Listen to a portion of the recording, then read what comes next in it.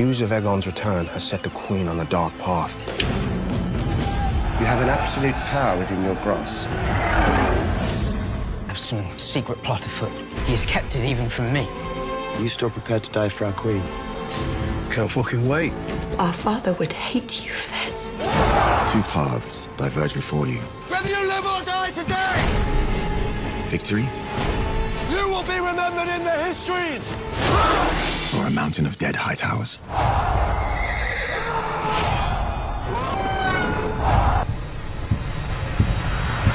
You have only to wield it. Ian Roxton. House of the Dragon Season 3 Episode 8 is about to break Westeros in half. And everything that happens next can never be undone. This is the episode fans have been dreading and craving at the same time, because the Dance of the Dragons is finally crashing into its bloodiest chapter yet.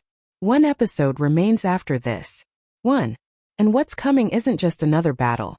It's the moment the entire war tips, betrays, and burns. Let's talk about what just happened because it changes everything. Otto Hightower just pulled off one of the most brutal political maneuvers of the entire war. And he didn't need an army or a dragon to do it. He bought a man's loyalty. Ulf White, one of the dragon seeds who was supposed to be fighting for Rhaenyra, just sold his allegiance to the Greens for one simple promise: the lordship of Driftmark. Think about that for a second. A man who was flying for the Blacks, who had access to one of the last unclaimed dragons in the realm, just switched sides because the other team offered him something shinier. And with him goes Silverwing, a full-grown dragon now flying for the enemy. This isn't just a betrayal. This is a shift in air superiority in the middle of a war being decided by who controls the skies. And here's what makes it worse for Rhaenyra. This betrayal doesn't come from a stranger. It comes from someone she trusted enough to give a dragon to. The real danger to her claim was never just Aegon or the Hightowers. It's the people standing right beside her, the ones with ambition burning hotter than loyalty. That's the theme of this entire season. And Episode 8 is about to prove it in the most devastating way possible. Now add fuel to that fire because Aegon Targaryen is not dead. After barely surviving a poisoning attempt that was supposed to end him for good, Aegon is alive, conscious, and reunited with Sunfire. That single piece of news spreading across Westeros is a gut punch to Rhaenyra at the exact moment she can least afford one. She's already stretched thin, already losing ground, already watching her own alliance crack from the inside. And now the man she thought was finished is back in the fight, dragon and all. You can see the toll it's taking on her. In the preview, Rhaenyra isn't the calm, composed queen we met at the start of this story. She's unraveling. There's a moment where she grabs Baela's face. Not out of anger, not out of hatred, but out of something far more painful. The weight of a woman who has lost too much, too fast, and is running out of ways to hold herself together. This is a queen being crushed slowly by grief, fear, and the impossible burden of a crown she never wanted to fight this hard for. And it doesn't stop there. Aegon Velaryon is seen speaking with his brother Alan, and the words he uses to describe Rhaenyra should worry every fan watching. He says she's begun walking a dark path. Not struggling. Not under pressure. A dark path. That's the kind of language you use when you're watching someone you care about slip toward something dangerous. A warning sign that the queen everyone has been rallying behind might not be thinking as clearly as the realm needs her to right now. Meanwhile, on the other side of the war map, Daemon Targaryen is doing what Daemon does best, commanding. He's meeting with the forces of the Rivellins, standing alongside Rory Stark and the young Oscar Tully, pulling together the Northern and Rivellins armies who have sworn their swords to Rhaenyra's cause.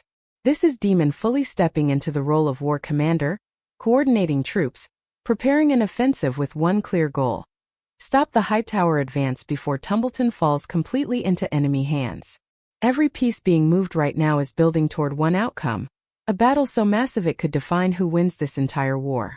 And speaking of the Hightowers, Ormund isn't just fighting this war, he's playing a completely different game.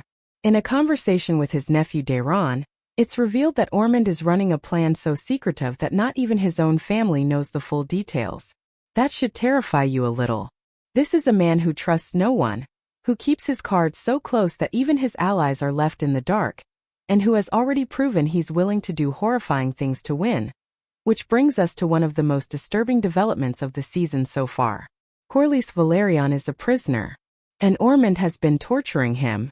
In the previous episode, Ormond ordered one of Corlys' fingers cut off and sent as a gruesome message, proof that the legendary Lord of the Tides is completely at his mercy.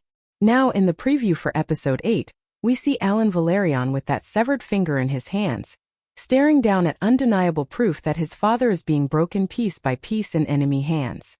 Aegon has no choice now. He has to step up, fully assume command of House Velaryon's forces, and lead them into Tumbleton, because his father can't, and because waiting any longer could cost Corlys his life. Everything is converging. The armies, the betrayals, the broken alliances, the dragons circling overhead. This is the calm right before Westeros tears itself apart, and we haven't even gotten to the moment that's about to change the entire course of the war. Now let's talk about the confrontation that's going to leave fans speechless, because Helaena Targaryen is done staying silent. For seasons, Helaena has been the quiet one, the character who watches, who senses things others can't, who rarely raises her voice even when the world around her is falling apart. That changes in episode 8. In one of the most intense moments of the entire season, Helaena finally breaks her silence and confronts Rhaenyra directly, and what she says is designed to destroy her. In the middle of this argument, Helaena delivers a line so devastating that it stops Rhaenyra cold. She tells her that their father Viserys would be ashamed of the person she's become. Let that sink in. Not an enemy. Not a Hightower. Her own blood, someone who has every reason to resent her, looks Rhaenyra in the eyes and tells her that the man who chose her, who fought for her right to the throne, would hate what she's turned into. Rhaenyra can't hold it together. The tears come, and for the first time we see a queen who isn't just tired. She's questioning herself, questioning the cost of this war, questioning whether the throne was ever worth what it's taken from her. While all of this emotional destruction is happening, Alicent Hightower resurfaces after apparently escaping Harrenhal, following her desperate, quiet attempt to end Aemond's life with poison. That plan didn't fully work. Aemond survives, barely conscious, and in his weakest moment, he doesn't call for his mother, he doesn't call for his brother. He calls for Alice Rivers, the only person left in this entire war that he still trusts completely. That detail alone tells you everything about how isolated and broken this family has become. Mothers turning against sons. Brothers plotting behind brothers. Everyone circling their own survival, while an entire kingdom burns around them.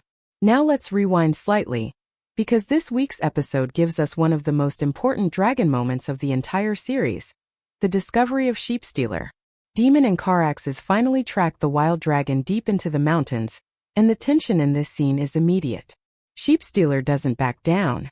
This dragon has survived alone in the wild for years, fiercely guarding territory it now shares with Rhaenyra. And the moment it senses another adult dragon nearby, the entire valley shakes with its roar. Just as Daemon starts to get the situation under control, the sky splits open again. Rhaenyra arrives on Syrax, and Aegon Targaryen arrives on Seasmoke. And that's when the real shock hits. Rhaenyra looks up and sees who's actually riding Sheepstealer. And it's not a stranger, it's not a soldier, it's Rhaenyra Targaryen. The queen is stunned into silence. For generations, Sheepstealer was considered untamable, a wild dragon no one could claim. And now her niece has done what nobody thought was possible. But instead of pride, what follows is fury. Rhaenyra confronts Daemon immediately, furious that he hid Sheepstealer's existence from her, furious that he kept Rhaenyra's secret without telling the woman who is supposed to be leading this entire war. It's a raw, painful argument. One more crack in a relationship already stretched to its limit. And then everything goes wrong at once. Surrounded by so many adult dragons in one place, Sheepstealer panics. The wild dragon unleashes a violent burst of flame, and suddenly Caraxes, Syrax, and Seasmoke are forced to react instantly to protect their riders. Dragons turning on dragons. It's chaos, it's terrifying, and it's heartbreaking to watch these creatures, who should be allies in this war, tear into each other out of fear and instinct. Daemon, drawing on a lifetime of experience as a dragon rider, manages to get Caraxes to fight back with precision, seriously wounding Sheepstealer and forcing it down into the mountains. A dragon that survived alone in the wild for years finally subdued. But at what cost to the fragile trust between Rhaenyra and the people she needs most right now? Far away from all of this destruction, there's a quieter moment that hits just as hard. Aegon and Ser Alfred Broom are sitting around a small campfire, trying to recover after a long, dangerous journey. A brief moment of stillness before everything falls apart again. That peace doesn't last. In the distance, they spot an enemy group closing in, cutting off any chance of escape. Both men understand exactly what this means. This could be their last fight. And despite the fear written all over their faces, they choose to stand their ground instead of running. Aegon does something nobody expects. Weakened, hunted, and completely outnumbered, he stands up and delivers a speech, proclaiming himself the legitimate king of the Seven Kingdoms. His enemies don't take him seriously. They laugh. They mock him. As far as they're concerned, this half-dead, dragonless man in front of them isn't a king. He's already defeated. And that's exactly the moment everything changes. A roar tears through the silence. Out of the mist, alive against every possible odd, Sunfire returns. The dragon everyone believed was gone comes back for its rider. And what happens next is one of the most powerful moments of the entire season. Sunfire unleashes a devastating wave of dragonfire, reducing the enemy soldiers to ash in seconds. The men who were laughing moments ago are gone. Aegon, the king everyone had written off, is standing in the middle of the destruction, reunited with his dragon, alive when he had no right to be. It's a moment built entirely on desperation turning into triumph, and it's about to matter more than anyone expects, because the balance of power in this war is shifting fast, and Aegon just proved he's far from finished. Now we arrive at the moment that changes absolutely everything. The ending that's going to leave every single fan of this show stunned. Because just when it feels like the Blacks might be finding some footing, just when Rhaenyra's forces are gathering